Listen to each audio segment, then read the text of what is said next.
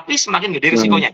Nah, ini yang harus dimengerti. Kalau teman-teman nggak paham dengan risikonya, jangan main-main, karena ini semakin tinggi, makanya ya, semakin akan menarik sebenarnya buat para scalper, tapi semakin gede risikonya, ya. Apalagi diperhatikan likuiditasnya, ya, likuiditas sahamnya diperhatikan.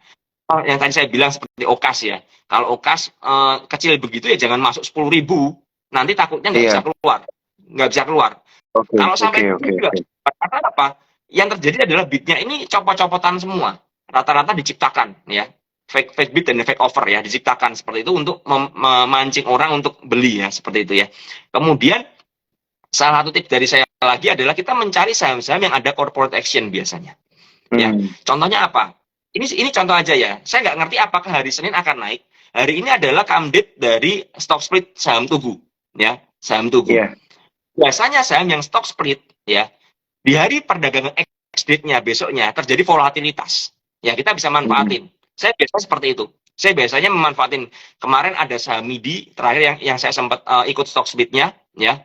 Saya memanfaatkan itu ya, jadi lumayan lah dapat 5% seperti itu. Nah, ini yang kita bisa pakai ya. Nah, yang Tugu bagaimana? Saya nggak ngerti apakah naik atau enggak. Cuman kalau kita lihat dari closingannya dan lain sebagainya, ada sepertinya masih ada momentumnya ya. Bisalah kita untuk scalpingin ya selama dia volatile. Tapi kembali ya, perhatikan resikonya dan perhatikan likuiditasnya seperti itu. Itu tips dari saya. Jadi kita bisa mencari saham-saham yang ada momentumnya tadi ya, dengan melihat volume, dengan melihat corporate action seperti itu ya. Kita bisa manfaatin aja gitu.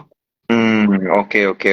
Berarti memang ya kalau untuk scalping itu sangat penting untuk melihat volume, rasio-rasio ada berapa lot misalnya ya, di bidnya seperti apa, kondisi offernya seperti apa. Jadi kita bisa menentukan porsi kita sendiri gitu ya, Om Ben, untuk kemudian tidak gagal scalping di hari kejepit. Tapi memang kalau harinya kejepit kayak gini tuh scalping itu menjadi jauh lebih berisiko gitu ya, Om Ben ya? Bukan jauh lebih berisiko karena kejepit ya. Menurut saya yang berisiko adalah tidak ada likuiditas. Itu problem sekali. Kembali ke likuiditas. Ya. Saya bilang likuiditas menjadi problem. Karena kalau nggak ada likuiditas, kita nggak bisa keluar. Kita bisa nyangkut. Kita bisa nyangkut. Kalau ada guyuran kencang, tiba-tiba contoh ya, kemarin yang terakhir itu kan saham SMIL ya, SMIL yang udah IPO berkali-kali ya, dan tiba-tiba di hari terakhir arahnya ya, besoknya open ya, dia sempat naik kencang ke atas, tiba-tiba diguyur kencang sampai ARB, langsung dikunci ya, buka kunci lagi. Nah itu yang terjadi adalah karena likuiditasnya nggak ada. Mereka menciptakan likuiditas dengan memasang bid yang tebel-tebel. Sebenarnya problemnya di situ.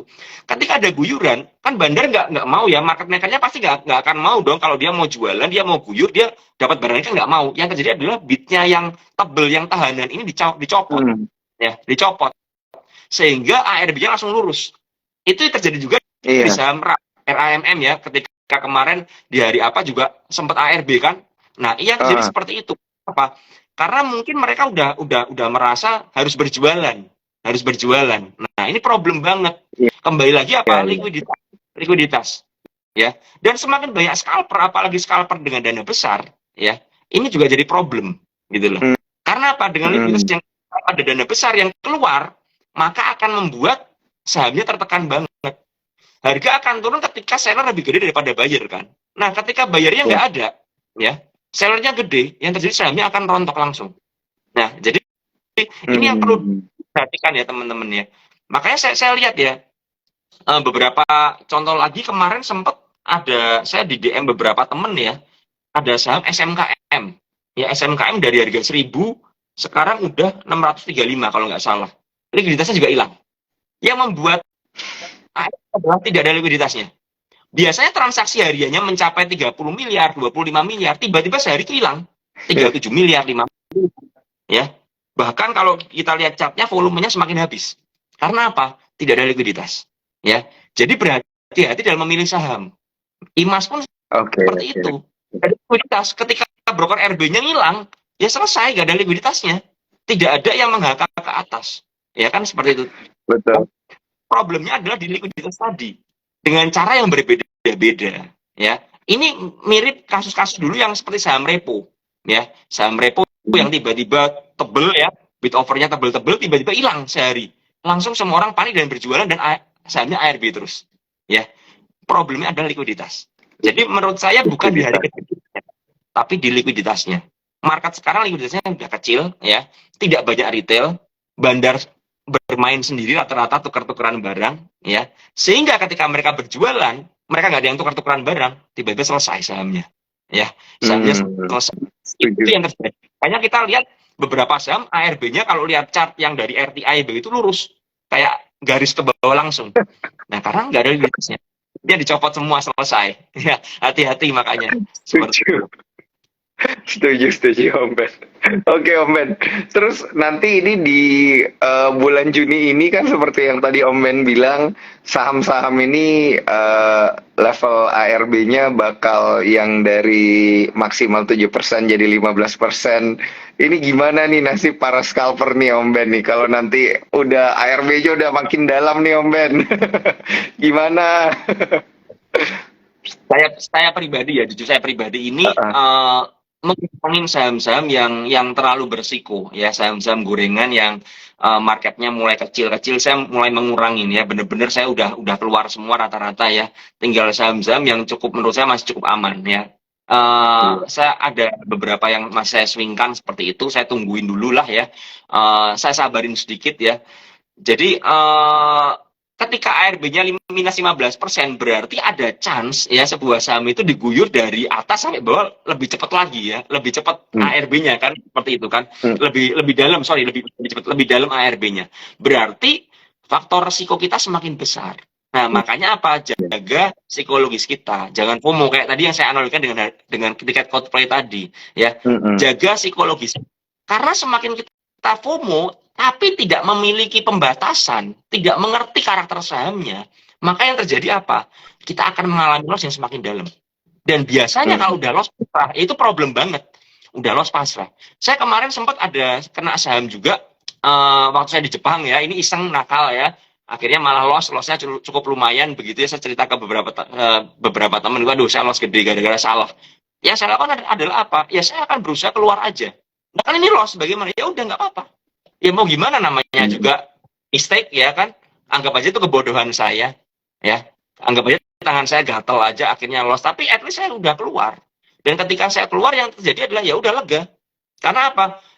Saya paling tidak suka, ya, misalnya kejebak dalam sebuah saham, saya terjebak dalam sebuah pengharapan, nggak usah jual, tahu nanti naik.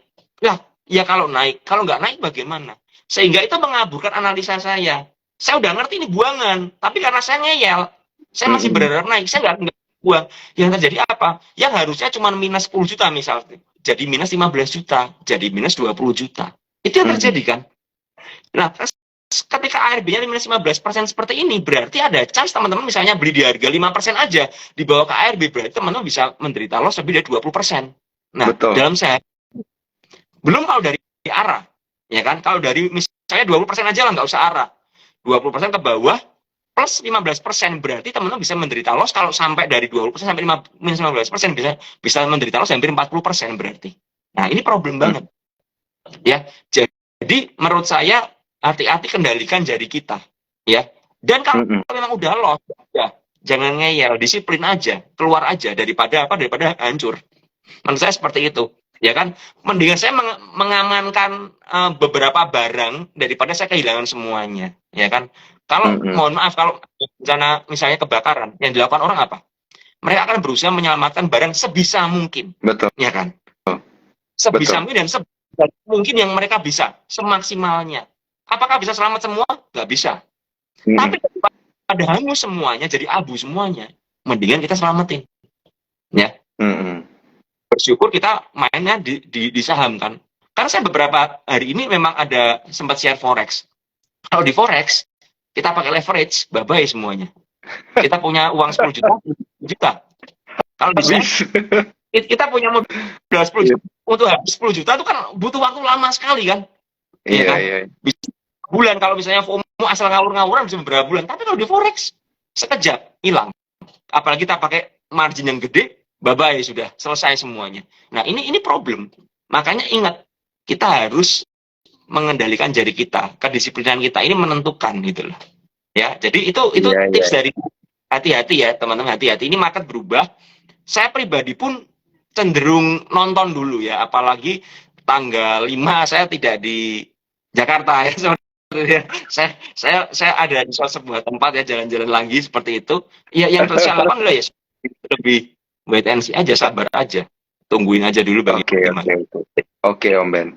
Om Ben. Nah, Om Ben, di menit-menit terakhir ini boleh nggak nih di-spill ke para cuan troopers dari sisi sektoral dan juga dari sisi emiten, sektor dan emiten mana sih yang sebenarnya ini masih dilirik-lirik oleh Om Ben di tengah kondisi market yang kayak gini nih, Om Ben? Hmm, kalau saya disuruh lihat sebentar, sepertinya sektor transportasi masih sedikit menarik ya menurut saya, masih Ah, sedikit menarik. Eh, Pilihan sahamnya kalau suka sedikit yang agak liar itu ada ASLC ya. Tapi hati-hati ya. Ini juga bandarnya agak galak ya, ASLC. Cuman ketahan terus ya, ASLC ketahan terus di harga 110 dengan supportnya di 107 106 ya. Dijagain terus di sana. Saya perhatikan tiap hari, dijagain. Kemudian kalau yang agak mahalan dikit ya, ini ada ASA. ASA ini juga masih dijaga di atas 1.100-an ya, seperti itu. Kalau mau yang benar-benar liquid yang menarik menurut saya ada Era ya, Era Jaya. mhm. Era Jaya ini menarik ya, apalagi ini habis break dari 500 ini ya. Kalau ada koreksi-koreksi ke 490 sampai 500 ya bisalah di area sana. Kemudian yang udah agak kencang ini S Hardware ya, S Hardware ini udah agak kencang. Bisa tungguin mungkin di dekat-dekat MA 200 lah ini, di 560 sampai 545 kalau dikasih ya, kalau dikasih mungkin di area sana itu menjadi area yang menarik ya menurut saya ya. Seperti itu. Kalau Hmm. kalau teman-teman menemukan sebuah saham yang udah rally terlalu tinggi ya, udah naik tinggi, maka yang kita lakukan adalah kita harus mencari buy on weakness di support yang kuat ya, seperti itu. Sambil memperhatikan apakah terjadi buangan atau enggak ya. Jadi ini Oke. penting banget untuk teman-teman perhatikan. Lalu kalau saya lihat Big Bang itu masih menarik ya. Big Bang masih menarik, yang paling ketinggalan dan ada di support adalah BBNI ya, BBNI. BBNI ini sempat mantul mantul dari harga ini ya, dari 8.600-an ini ya BBNI. Ya cuman, Mhm. nah ini BBNI ini adalah menurut saya adalah saham perbankan Big Bang yang paling paling telat ya ini ya sekarang ya, paling telat, yang chartnya paling jelek menurut saya. Cuman kalau waktunya tiba, saya rasa BBNI ini bisa bisa cukup kencang ya, bisa cukup kencang ya, seperti itu ya. Selama dia nggak jebol dari 8.600 ya. Kalau BBRI-nya kan udah terlalu tinggi nih, udah all time high ya, udah paling kenceng ya. BBRI dulu adalah saham perbankan yang paling belum gerak ya. Mhm. Sekarang saham perbankan yang paling kenceng. Jadi yang terjadi adalah rotasi ya. BBNI dulu adalah saham perbankan yang paling kenceng. Sekarang menjadi paling lelet ya. Jadi terjadi rotasi seperti itu. Makanya saya bilang kalau teman-teman melihat ada sebuah inflow yang bagus di sebuah saham, ya, maka ya udah, kalau teman-teman percaya dengan analisa dan kita punya money management yang bagus ya, kita bisa hold aja ya. Iya, Sama-sama betul. misalnya cukup oke ya, sahamnya juga cukup liquid seperti itu ya, bukan saham-saham yang bid overnya hilang-hilang seperti itu, yang cukup liquid dan kita bisa masuk ke situ ya, masuk ke situ ya. Jadi benar-benar. Lalu apa lagi ya, tadi saya sempat cek. Ini banyak banget bocoran dari Om Ben nih, jadi jangan lupa untuk cuan troopers dengerin balik lagi di Instagramnya Sukor atau di via YouTube atau via Spotify nih untuk dengerin balik lagi nih cuan troopers. Saya lihat ya, properti BSDE masih menarik ya, BSDE masih menarik ya, tinggal kita cari area entry aja ini ya. Kemarin sempat rebound dari 1085 ya, 1085. Saya rasa selama dia masih berada di atas 1050-an masih cukup oke ya, 1050-an masih cukup oke. Kalau saya lihat belum ada buangan yang cukup gede juga ya, tapi BSDE ini inflow-nya panjang sekali ya. Kalau teman-teman cek ya, akumulasinya gede banget ya, tapi sahamnya nggak bergerak kemana-mana ya, dan belum ada buangan yang cukup besar juga. Jadi tapi saham BSD ini adalah salah satu saham yang lelet ya, yang naiknya pelan banget ya, yang naiknya pelan. Jadi itu yang harus kita perhatikan. Jadi teman-teman harus mempertimbangkan. Kalau teman-teman mau ngehold sebuah saham dan sahamnya lelet ya, maka kita nggak bisa berharap dia geraknya cepat ya. Apalagi kalau inflow-nya masih gede ya. Ingat prinsipnya adalah ketika barang masih dikumpulkan oleh bandar, biasanya nggak bergerak kemana-mana. Malah ada yang harganya dibawa turun. Ya, itu prinsipnya. Cuman kalau sudah naik ke atas kenceng, apalagi keluar di news dan lain sebagainya, nah biasanya itu yang harus hati-hati. Karena akan dibuat volatile supaya apa, menarik retail. Ya, supaya menarik retail seperti itu. Kalau dari saya itu aja sih Pak, Wah, saham-sahamnya. luar biasa.